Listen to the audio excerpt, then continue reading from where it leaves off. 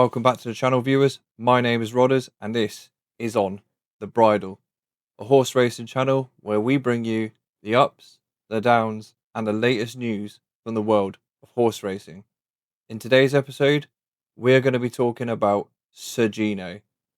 He was one of the most talked about horses of last season, having made his chase debut in the Wayward Lad at Kempton Park. So come along with me as I explain the racing career of Sir Gino, and there might be just something for you viewers at the end of this video, so stick around. Before we start, I would kindly ask you to click the like and subscribe button. It does help the channel out enormously, and in a couple of other videos I've mentioned the ideas that I have for this channel. So this is quite a small channel at the moment, but I want it to grow enormously so we can have trainers interviews and race days out and vlogs and all the good stuff. I'm also interested to know the opinions of you, the viewer, and if you have any comments, kindly put them in the comment section below. Most racehorses don't show much on debut, but Sir Gino wasn't most racehorses in France.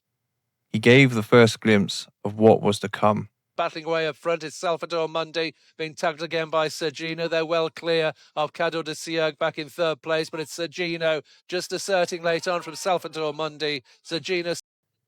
When Sir Gino crossed the channel to join Nicky Henderson's powerful stable, expectations skyrocketed. Would he live up to the hype, or would he fail like so many others before? Guys to further 6 or 7 in behind, never involved, and Insanity has struggled from an early stage. They're about to come to the top of the home straight. 2 left to jump then in this juvenile hurdle. The front pair have been that way throughout, Tornio and Royal Way, but now to the right, Sir Gino is being pulled out to start his challenge, and here he comes. Sir Gino has taken the lead.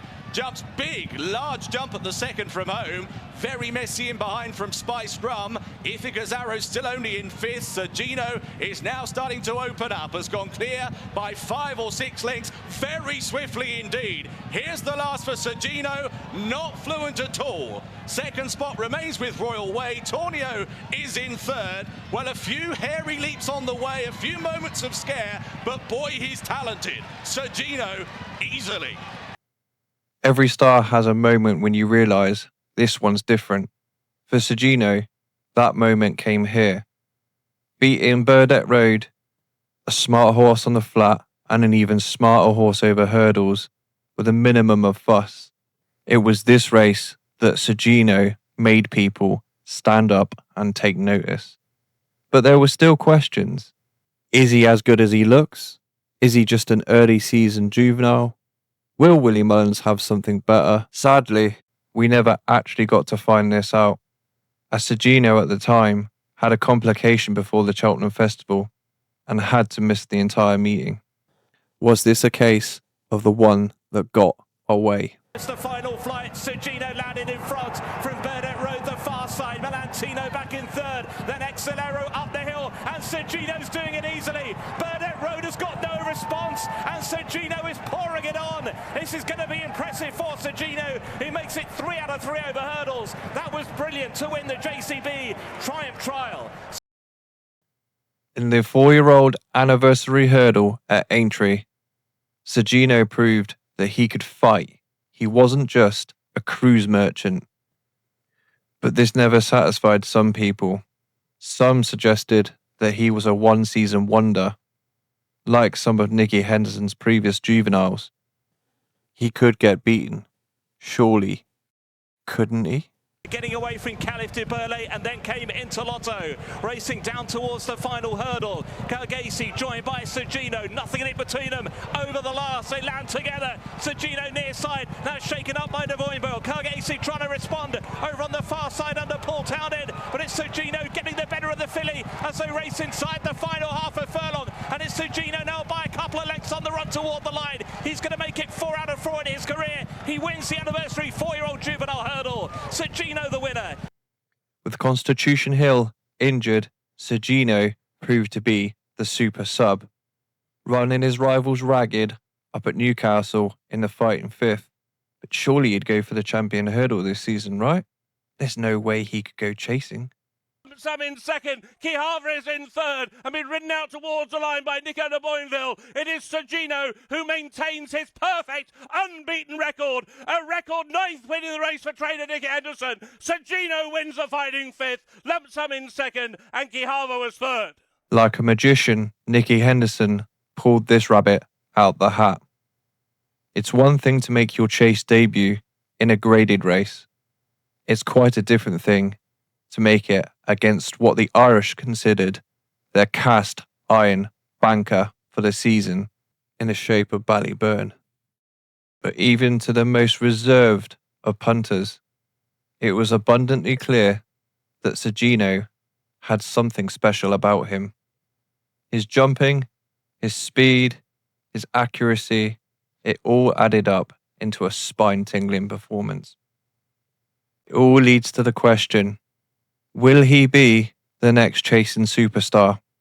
Or will he be a horse who got so close, but yet so far?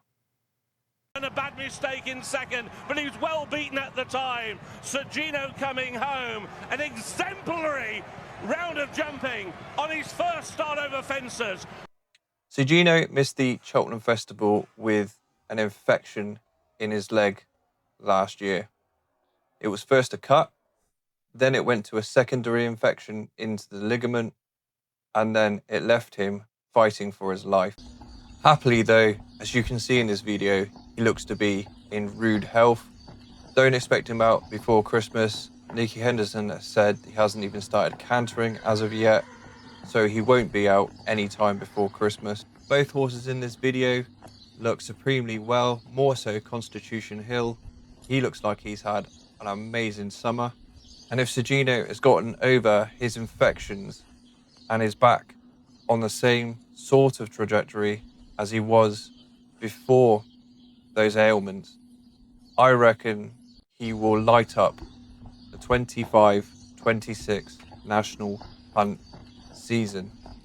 And I hope they both come back and perform as their talent suggests they should on the racetrack. Horse racing needs stars. Without stars, the sport becomes dull, uninteresting. But this isn't my show, this is also your show, and I'd love to hear the comments from you. What do you think of Constitution Hill this season? What do you think of Sir Gino this season?